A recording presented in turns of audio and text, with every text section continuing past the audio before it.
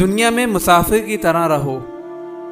حضرت عبداللہ بن عمر رضی اللہ تعالی عنہ فرماتے ہیں کہ رسول کریم صلی اللہ علیہ وسلم نے پہلے تو میرا مونڈا پکڑا تاکہ میں متنبہ ہو جاؤں، پھر فرمایا تم دنیا میں اس طرح رہو گویا کہ تم مسافر ہو بلکہ راہگیر ہو۔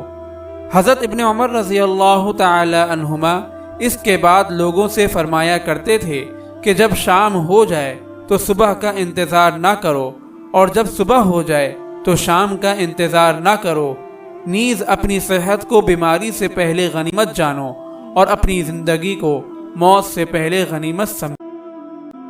اگر آپ اس صدقہ جاریہ میں شامل ہونا چاہتے ہیں تو چینل کو سبسکرائب کریں اور لائک اور شیئر کرنا نہ بھولیں۔